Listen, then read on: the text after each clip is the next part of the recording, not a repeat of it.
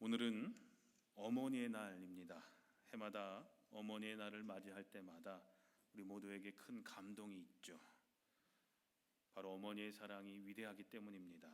그리고 어머니의 사랑을 생각하면 우리 모두에게 아련한 그리움들이 있기 때문입니다. 특별히 고국에 부모님을 두고 온 우리 자녀들에게는 더 그런 마음들이 있습니다.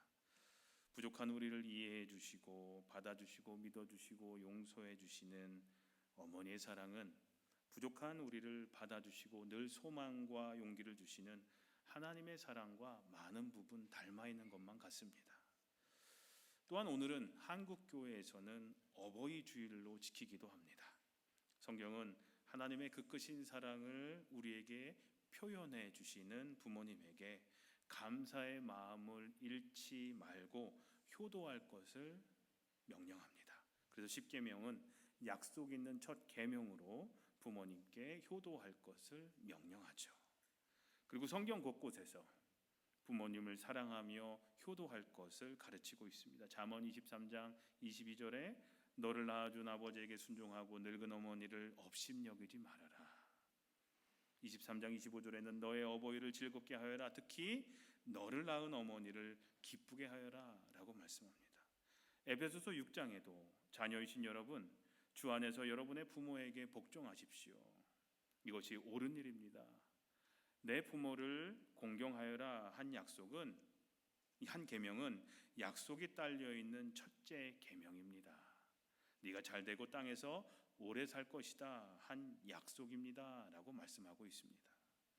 그런데 우리는 종종 부모님께 대한 사랑을 잊어버리고 살아갈 때가 참 많습니다. 효도해야 한다라는 의무감은 있지만 그것을 제대로 표현하지 못할 때가 많습니다. 한국에 사시면, 부모님이 한국에 살고 계시면 또 멀리 있다라는 핑계로 또 그렇고요. 가까이 살고 계시면 또 언제든지 뵐 수 있다라는 핑계로 제대로 우리는 표현하지 못하고 살아갈 때가 많죠. 지금은 바쁘고 애들도 키워야 되고 여유도 없으니 다음에 하겠다라고 우리는 보통 생각을 하죠. 그러나 효도에도 때가 있다라는 사실을 우리는 기억해야 됩니다. 이런 얘기가 있죠. 나무가 고요하고자 하나 바람이 멈추지 않고 자식이 효도하고자 하나 어버이가 기다리지 않는다라는 우리 옛말이 있습니다. 그리고 조선시대 시조에는 이런 얘기도 있죠. 어버이 살아실 때 섬기기를 다해라. 돌아간 후면 애달프다 어이하리 평생에 고쳐 못할 일 이뿐인가 하노라 라는 시조도 있습니다. 어느 사람이 스승에게 이렇게 물었다고 해요. 우리가 부모님께 어느 정도 효도해야 합니까? 여러분들 부모님께 어느 정도 효도해야 됩니까? 부모님이 살아계신 분들 어느 정도 효도해야 될까요? 그렇게 스승에게 묻습니다. 그러자 스승이 제자에게 대답합니다. 네가 너희 자녀로부터 효도받고 싶은 만큼 그대로 부모에게 효도해라 라고 얘기를 했다라고 해요. 뿌린 대로 거둔다라는 것이 자연의 법칙이듯이 부모에게 효도하는 것도 마찬가지라는 거죠. 자기가 부모에게 효도한 만큼 자녀들로부터 효도를 받을 것이다 라는 거죠. 왜냐? 아이들은 보고 자라고 있기 때문에 그렇습니다. 내 부모에게 얼마나 잘하는지 못하는지 우리 자녀들이 보고 있거든요. 그리고 본대로 그대로 할 것이기 때문에 그렇습니다. 사랑하는 성도님들, 부모님께 효도하는 아름다운 가정을 이루시기를 소망합니다. 아직 부모님이 살아계신 분들은 부모 공경에 대한 말씀을 기억하면서 의미 있는 어머니의 날, 어버이 주일이 되시기를 소망합니다. 그래서 부모를 공경하는 가정에 주시겠다고 약속하신 그 하나님의 놀라운 복이 여러분의 가정 가운데 충만히 임하시기를 간절히 기도합니다. 이제 오늘 본문 말씀으로 돌아가겠습니다. 여러분들은 자녀들에게 올바른 신앙의 본이 되고 계십니까? 여러분들의 신앙이 자녀들에게 좋은 본이 되고 계십니까? 한번 여러분들 스스로 생각해 보세요.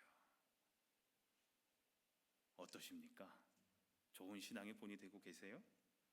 오늘날 가정에서 일어나는 많은 문제 대부분은 부모가 자녀들에게 참다운 삶의 본을 제대로 보여주지 못할 때 일어납니다.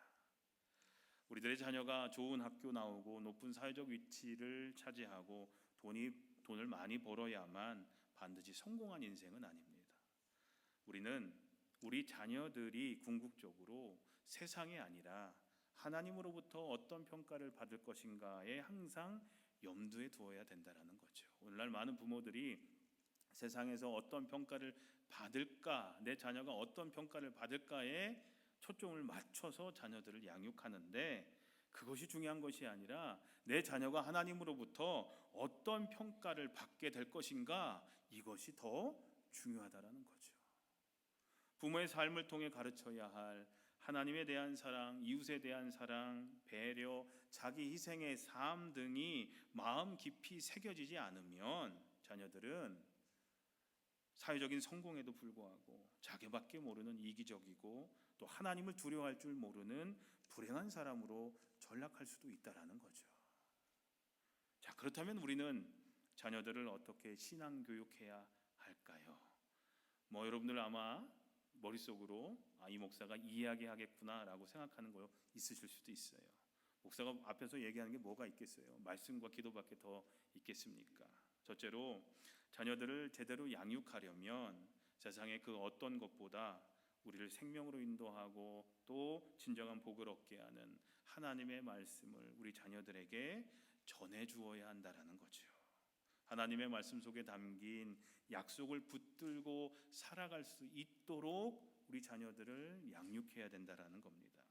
자녀들이 어려서부터 하나님의 말씀으로 가르침을 받을 때 그 아이들이 장성해서 말씀을 떠나지 않게 된다라는 거죠. 저는 자녀들이 이 세상을 살아가다가 어려움이 닥쳤을 때 하나님의 말씀을 붙들고 이겨나갈 수 있는 자식이라면 그 자식 농사는 성공했다라고 저는 생각을 합니다. 그런데 오늘날 부모들이 그런 생각을 하지 않고 산다는데 문제가 있습니다. 신앙교육을 통해서 하나님의 말씀을 가르치고자 애쓰고 노력하기보다 어떻게 하면 세상 지식을 더 많이 가르칠까만을 생각을 하죠. 자녀 교육에는 많은 시간과 물질과 노력을 쓰지만 자녀의 신앙 교육은 항상 뒷전입니다. 아이들이 가정에서 하나님의 말씀을 배우며 커야 한다는 것이 얼마나 중요한지 실감하지 못하는 부모님들이 참 많습니다. 그래도 교회 다니니까 교회에서 다 책임져 주겠지, 교회에서 알아서 다 해주겠지라고 여러분들 기대만 하십니까? 많은 분들이 이미 장성한 자녀들이 있으실 거예요. 여러분들이 자녀들이 장성하기 전에 어릴 적에 교회 열심히 다녔을 겁니다. 그죠? 당연히 부모님이 다니셨으니까 자녀들도 열심히 따라다녔을 겁니다. 근데 지금 어떠십니까? 여러분들 자녀들을 지금 신앙생활 잘 하고 있습니까? 물론 교회의 여러 책임도 클 겁니다. 목회자의 책임도 있을 것이고 또 교회에서 일어났던 분란 때문에 우리 자녀가 상처를 받아서 교회를 떠났을 수도 있습니다. 교회 책임도 크지만 더 중요한 것은 가정에서의 신앙교육, 가정에서 말씀으로 양육하는 것, 그것이 더 중요합니다. 자녀들이 하나님의 말씀으로 교육받고 하나님을 섬기며 사는 방법을 배우는 가장 기본이 되고 가장 중요한 곳은 바로 교회이기 때문입니다. 가정이기 때문에 그렇습니다. 가정에서 부모가 신앙의 본을 보여주어야 합니다. 그리고 말씀으로 가르쳐줘야 합니다. 오늘 본문 신명기 6장 7절 쉐마라고 하는 들으라라는 말씀인데 자녀들에게 이걸 가르치라고 명령을 하고 있습니다. 이것을 너희 자손들에게 거듭거듭 들려주어라. 집에서 쉴 때나 길을 갈 때나 자리에 들었을 때나 일어날 때나 항상 말해줘라 라고 말씀하고 있습니다. 말씀을 자녀들에게 가르쳐서 물려주는 것이 부모의 사명이라는 겁니다. 그래서 부모는 자녀들에게 말씀을 물려주는 일에 최선을 다해야 합니다. 그러기 위해서는 부모가 먼저 열심히 말씀을 읽고 배워야 합니다. 그리고 그 배운 말씀으로 자녀들을 가르쳐 줘야 합니다. 그리고 가장 중요한 것, 배운 대로 자녀들에게 행동으로 신앙의 본을 보여주는 겁니다. 부모가 말씀대로 살아야 합니다. 지난주 말씀처럼 신앙의 후원자, 신앙의 롤모델 바로 본보기가 돼 주어야 합니다. 이렇게 한다면 분명 말씀으로 행복한 가정을 이루게 될 줄로 믿습니다. 자녀를 올바르게 양육하려면 먼저 가정에서 말씀으로 양육해야 된다고 말씀드렸죠. 둘째로는 자녀들을 제대로 양육하려면 자녀를 위해 기도해야 합니다. 여러분들 자녀를 위해서 기도 다 하시죠? 기도 안 하시는 부모님들은 없으실 겁니다. 근데 어떤 기도들 하고 계십니까? 부모가 자녀를 위해 기도해야 할 때 드려야 할 첫 번째 기도 제목은 자녀의 구원을 위한 기도입니다. 여러분들 자녀의 구원을 위해 기도하고 계십니까? 아니면 내 자녀 잘 되게 해주십시오, 건강하게 해주십시오, 좋은 대학, 좋은 직장, 좋게 잘 되어서 살게 해주십시오, 그런 기도를 하십니까? 아니면 구원을 위해 기도하고 계십니까?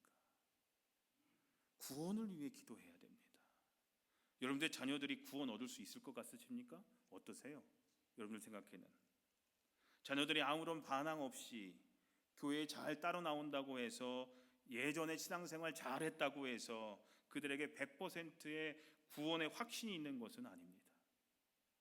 착각하시면 안 돼요. 교회 따라 나온다고 해서 이 아이에게 100%의 구원의 확신이 있는 것은 아니다라는 거죠. 내 자녀들이 어렸을 때 신앙생활 잘했습니다, 아주 열심히 했습니다, 그랬다고 해서 지금 100% 구원의 확신이 자녀에게 있는 것은 아닙니다. 이거 심각하게 생각하셔야 돼요. 나만 구원받고 내 자녀는 구원받지 못하면 얼마나 그게 힘들겠습니까?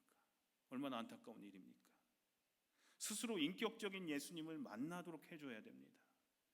체험해야 됩니다. 스스로 체험해야 돼요. 부모의 신앙으로 자녀가 구원받는 거 아니잖아요.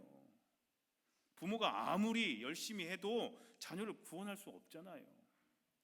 내 열심으로 자녀를 구원하는 게 아니잖아요.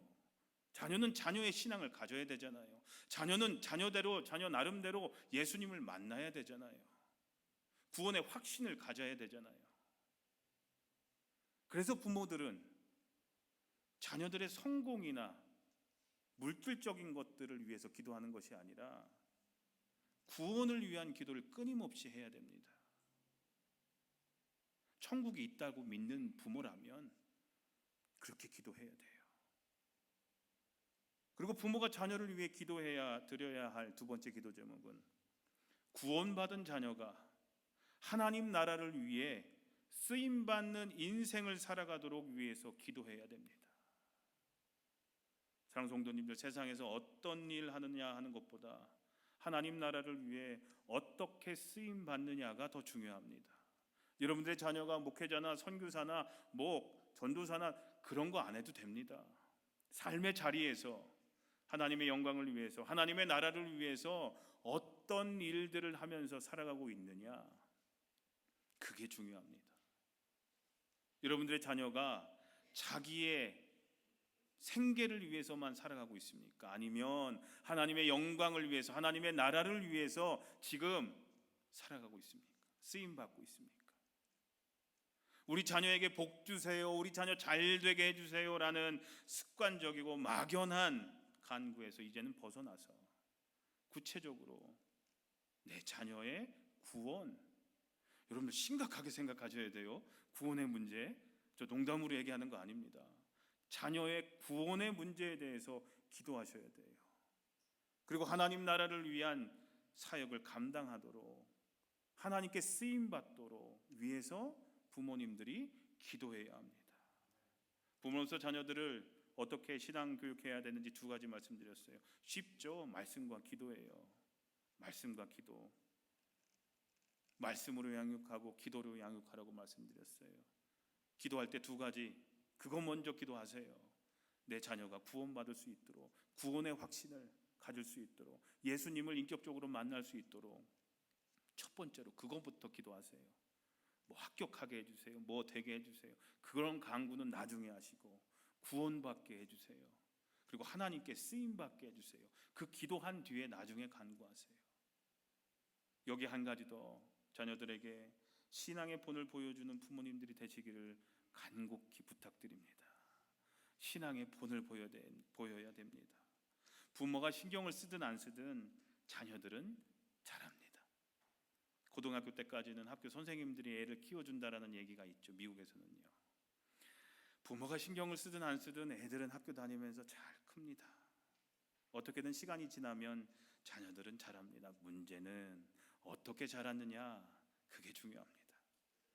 부모가 아무리 신앙이 좋았고 하나님을 뜨겁게 사랑하면서 바쁜 이민 생활 가운데서도 하나님의 일을 많이 하였다 할지라도 자녀에게 하나님을 믿는 신앙을 제대로 전하지 못할 때 자녀들은 그저 이 세상에서 본 대로 들은 대로 그저 그렇게 행동하며 살아갈 수밖에 없습니다.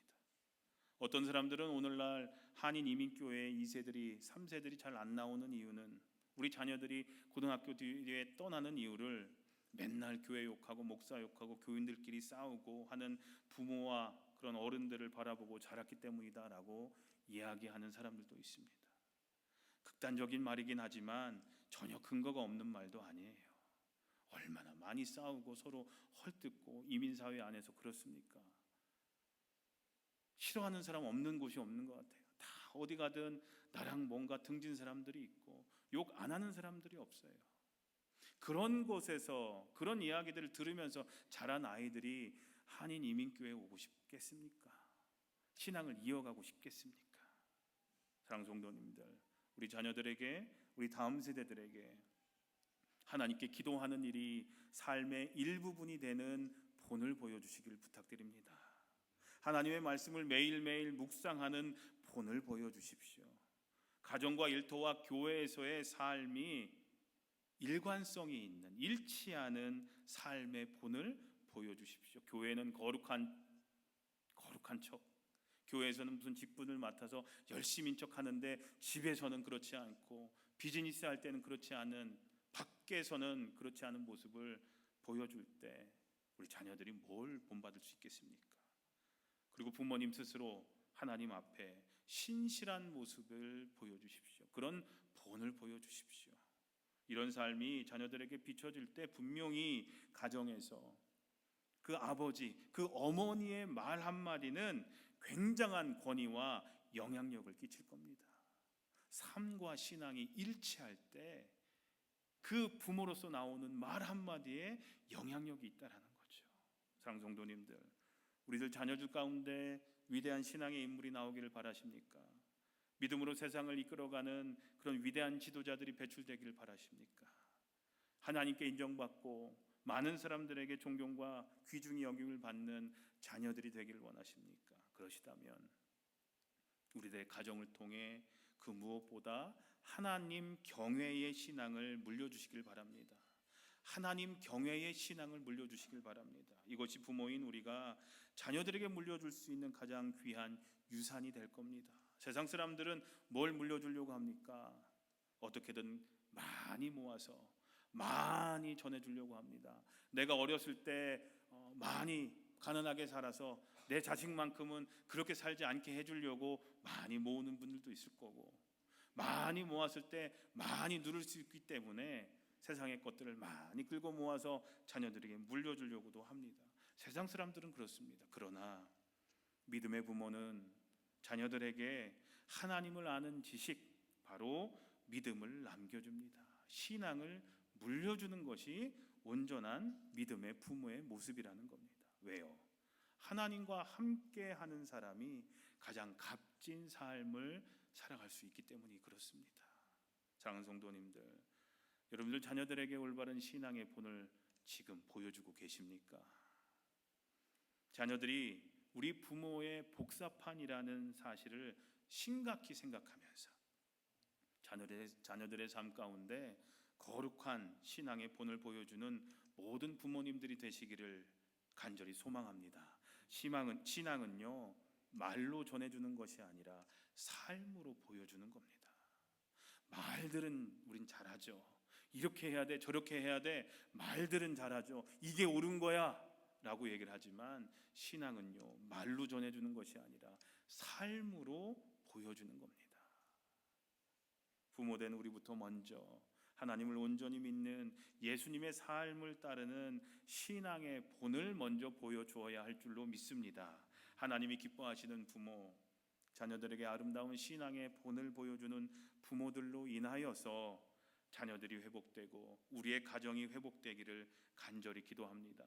또한 경건한 부모님들로 인해서 우리 베다니를 통해서 우리 자녀들 가운데 요셉과 같이, 다니엘과 같이, 에스더와 같이 하나님께 귀하게 쓰임 받는 그런 인물들이 많이 배출되기를 우리 주님의 이름으로 간절히 축원합니다. 이 시간